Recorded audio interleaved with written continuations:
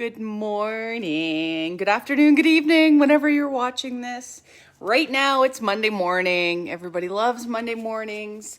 I haven't been on all weekend. I had a super busy weekend. I apologize to anybody maybe that I didn't answer back or reply to. I will get back to them today. I had such a great weekend. It was a weekend of working in my yard, getting my garden in, getting my flowers in, riding my motorcycle, doing things that bring me joy, because as a mother, as a friend, as just a busy person, we forget, or a father, whoever you are, as me, I'm saying as me, we forget to take time to find joy in life and the things that bring us happiness. And I am always the worst for that, because I'm like, oh my gosh, I have so much to do. I have all these house chores. My kids need me. And I'm like, yesterday, I'm like, no, I need to take a few hours and just do me. I need to do me. I need to go out on my bike. I need to enjoy some sunshine. I need to find some mountains and some water and be with some friends or a friend and just enjoy it. And it was so exhilarating just to be out. I love riding my bike. It's one of the best experiences in the world. Something that's been coming up a lot, in this space that we're in, there's a lot of people talking about spiritual warfare, and it's like we're fighting this fight, and it's not about that. When we think we have to fight that war, the darkness versus the light, that's what we feed. We feed the darkness when we think that way. It's very polarizing. It's very dualistic. What we need to do is bring ourselves into a space and just be like, I am the person that invites that darkness in. I don't have to fight anything. What I need to do, and what my divine purpose is continue to bring my awareness to a higher state, bring my consciousness up to see things from a different perspective.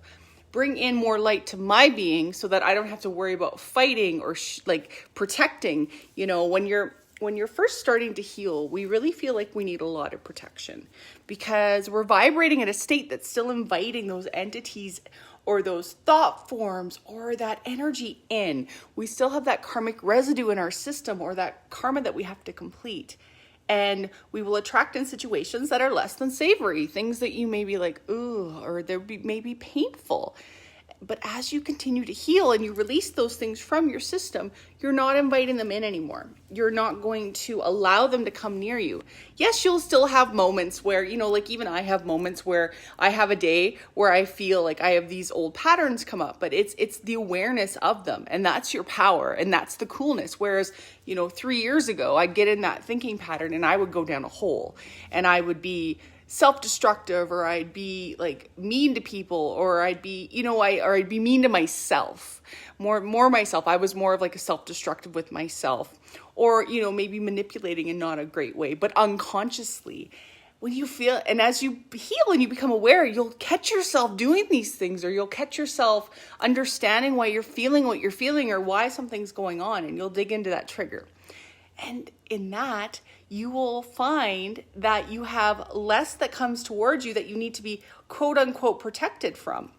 You will just vibrate at this state where you don't fear. There's my voice going.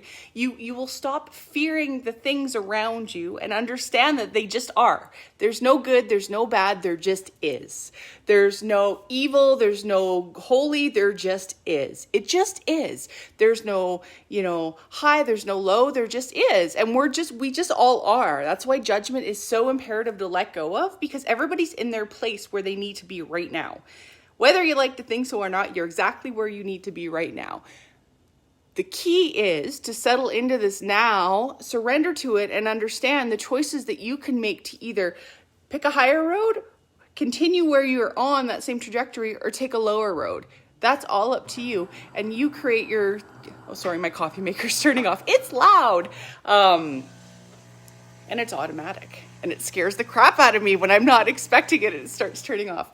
But yeah, as you decide to make those higher vibe choices and continue to work on yourself, whether it's meditation, whether it's going for a bike ride, whether it's taking care of your body in a different way, feeding it healthier foods, feeling your emotions but not becoming them, then you will find these amazing gifts come to you.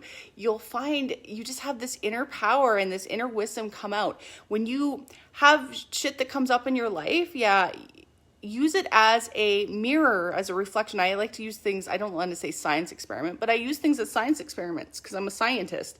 And so situations that come in, people that come in, it's like, why are they coming to me? Is it because it's something in me that I need to remove, that I need to heal? Or is it something that I just have to learn to ignore? Or is it me learning to set a boundary and remove them from my life? It's like with Facebook friends, I said in a previous video, sometimes it just feels good and you just want to add somebody.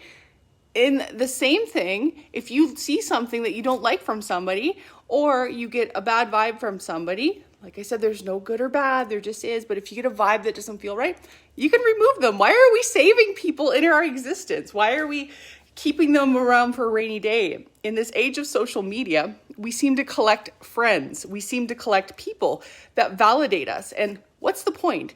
Like I clean my Facebook every day. I have a lot of random people add me. Once in a while I will allow them to come in. But if I see something that I don't like, I just delete them. Or if there's something that's said that doesn't sit right with me, or if their energy doesn't resonate, I just remove them, because what do I owe this person? Why am I keeping them around? That being said, it's non-judgment. I mean that in a very non-judgmental way. So don't judge yourself. Don't judge others. Don't judge your feelings. Feel them. Don't judge your circumstances. Live them. Take a higher road. Take that higher timeline. Continue to activate more dormant DNA by making that high vibe, that loving choice, because that's what it's all about. Anyway, I'm going to go finish my coffee. I'm going to pull a quick card for everybody this morning. If you're commenting, I apologize. Facebook has been really weird the last couple weeks, and I don't see the comments till after. Spirit, what is in my highest best good to know today? What is in our highest best good to know today? And just like that, I release. It says, I no longer worry and I let go of all negative attitudes towards life. I do not have to fight. I do not have to live in fear. I release everything into God's hands and I let go. I trust and I now allow life to place its events before me. It will guide me towards truth. And it's true. When you let go of that resistance, life will just guide you. It's like you're floating in this awesome river. You're making these awesome choices.